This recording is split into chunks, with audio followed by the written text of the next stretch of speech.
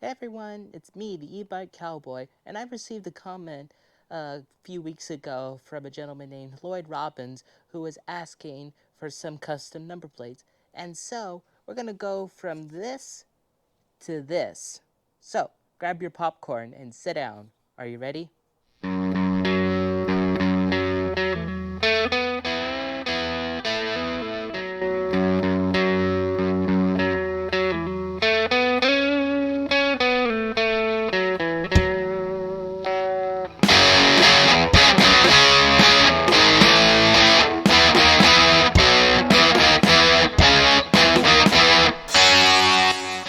For this demonstration, we shall be using this yellow and oval shaped number plate here. This is made from a company called Botaco East. They are a New York based company, and this oval is 9 by 11, and you get 3 of these for $17.99 on their website. They also have a rectangular shaped one that is 7 by 10. You can get 3 of those for $13.99. You can also find these on Amazon, but it's a much better deal if you can get them from Bull Taco East for it's $9.99 for one instead of $13.99 for 3 or $17.99 by 3. They come in green, white, black, red, and yellow, like this one. And they're an easy company to do business with. And this took 4 days to ship from all the way to New York to here in Southern California. If you want to get the more closer into the stock shape of the number plates, you should get the rectangular ones like these. These were based off the rectangular ones and then drawn closer. So if you want that kind of shape, you should get the rectangular ones.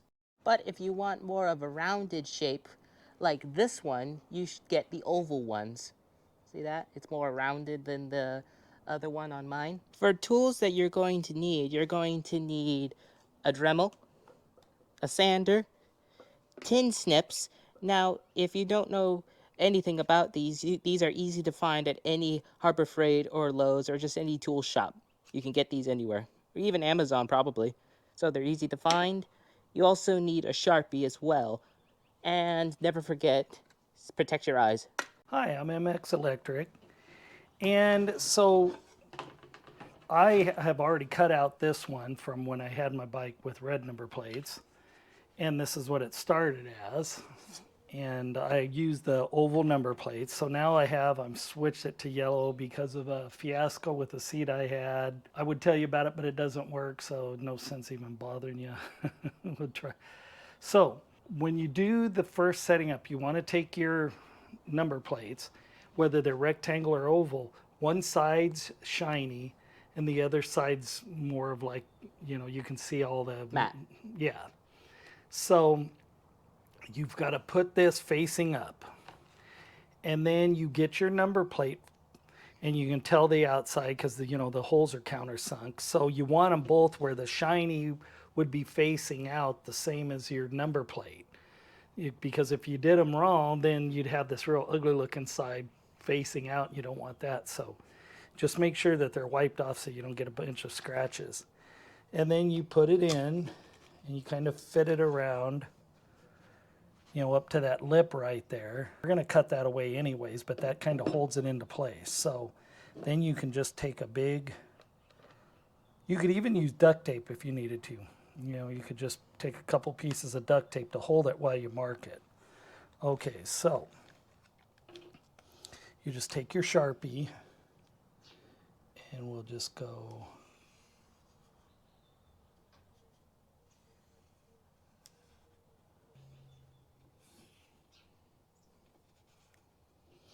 and don't worry about the raised edge.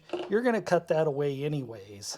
So, you're going to you'll end up shaping it just a little bit different. But see now while it's all lined up, now we'll get like a scratch awl or something sharp and we'll poke a hole right in the center of the holes on your steel one just to mark the plastic one. And then that's the first thing we'll do is drill that and then we'll cut away the excess. So let me get a scratch awl and we'll mark these and I'll get the drill and we'll drill it. Okay, so you take your little scratch awl or something sharp and right in the middle of each hole make a mark.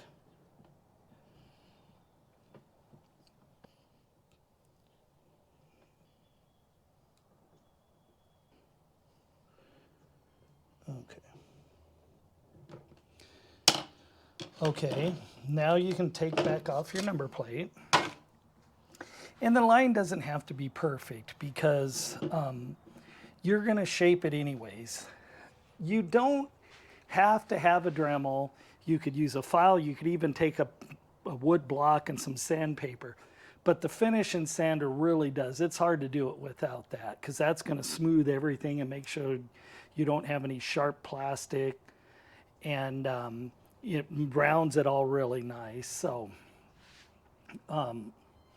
also, what I did on mine just to make with the oval is something. See, I went from these 2 points here and just went straight. I didn't care if it had the big swoop in it like this. I wanted more of a straight line. So when I got done cutting it out, I thought, well, I'll just make the line straight. It's easier to do that. And then you can just shape it instead of having to try to cut around this, but if you want the exact shape, you can. So we'll drill these holes. That way you keep everything set up where you want it. And then once that's done, so first you need your little drill, which we forgot to say, and we'll drill the 4 holes, the pilot holes with the small, and then we'll get the size, the screw hole, the normal size, and then we'll drill into the bigger size. There, then check it. And if you're off a little bit, don't stress, because we're going to make the holes got to be bigger anyways, and if they need to be wallered out just a little bit, there's no problem there. When you don't use the aluminum number plates compared to the plastic are more flexible, and they're not, if you hit something where they're banging and gonging. Plus, it saves 3/4 of a pound from the 2 plastic ones to the 2 aluminum ones. So it's just real easy to work with. So those were good. So now we'll go up to the bigger size, and then you just take your drill bits, take your screw, and just get a drill bit that's a little bigger than your screw that goes through here. And that's about it. And then we'll drill these, and then we'll start cutting. Okay, you just find a drill bit just a little bit bigger than the bolt. And then now the second time you'll just drill out the hole that you use the pilot bit on. And then you'll just do it with the bigger bit really fast, and it's already lined up. If you try to do it with a bigger bit right off the bat, sometimes they move around on you. So these, I got Phillips screws because they're easier and faster to take on and off in case you got to do something with your bike. I think they look cooler. They don't stick out so far, and I don't really like Allen bolts that much, so not for little things like this. So you can get these, Tractor Supply, these were stainless steel ones. I think they're 4mm. Just take one of your bolts that you have, and then I got some little stainless steel washers, and that's all you need. And then, if you ever have to take them off, it's just boom, boom, boom, they're off way faster than trying to get your Allen wrench in, and then it slips out of your hands and falls. So that's all you do. There you go. It's better to cut a little on the outside of the line than the inside, because you can always sand it off. So it doesn't have to be perfect. Even if it's a little bit at an angle, we'll fix that. Do, best you can, but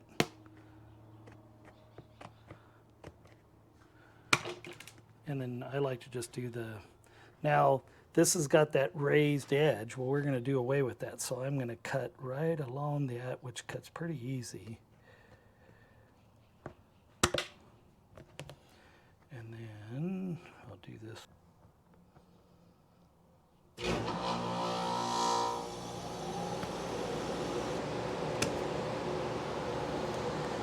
And then lastly, I'll just cut right along the edge to get rid of that little lip right there.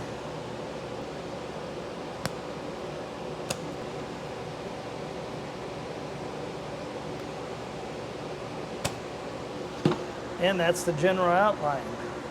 Now we'll take the Dremel and just round some of these corners, and where it's a little thick, we'll cut that back to the line. And so we'll do that next, and then we'll show you that. Okay, now that both of them the holes are drilled and they're all cut out, now you're going to use the Dremel just to get, hog out the extra of it to the line and just kind of round everything. Don't hold it too long in one spot because it'll start digging in, so you kind of got to smooth. You don't need to turn it up real high. You can either use a sanding drum or even one of those little rock wheels, the little grinder wheels. Either one of those work all right. But remember, to get it perfectly smooth and stuff, we're going to use the electric sander. This is just to take off the excess. So just take your time, and that's all you got to do.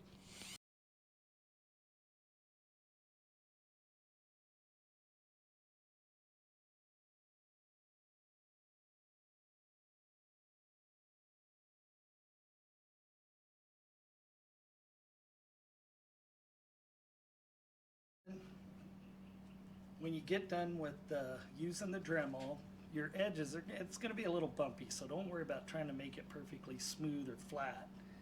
You just want to use that for getting the lines down to the edge of your lines and rounding things. That's what you mainly use the Dremel for. Now we'll move to the electric sander, and then I'll put my sandpaper on, probably 220 grit. And then you do that, and what that does is that flattens out all the little humps and imperfections. And then when we get done with that, we'll switch to 500 grit to get it really nice and smooth, and just kind of do the edges, because we don't want to leave like a sharp little plastic edge that's going to rub on your leg or whatever. So I'll get that going.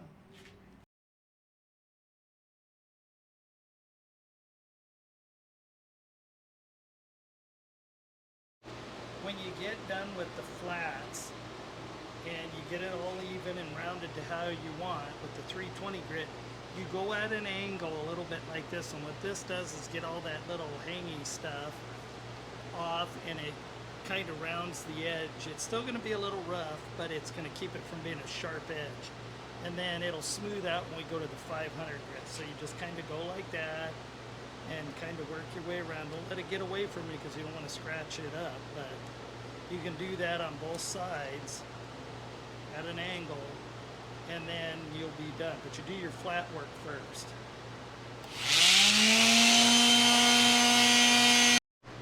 Okay, once you get done with the 320 now, the 220 grit, see how we've got it nice and rounded, and we kind of did the edges a little bit. Now you go to 500 grit, and now we'll just smooth it to get it smooth, and it'll bring a little more color back into the edges. And then we'll just kind of roll the edge a little bit so there's nothing sharp there, and we should be done.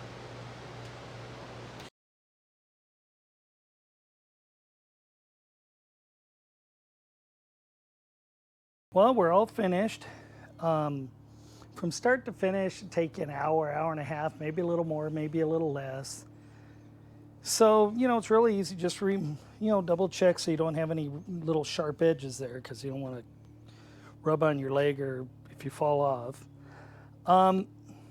Another thing to do is, see, this seat was originally my camp scrambler seat, and I cut too much. So we have a video of the seats.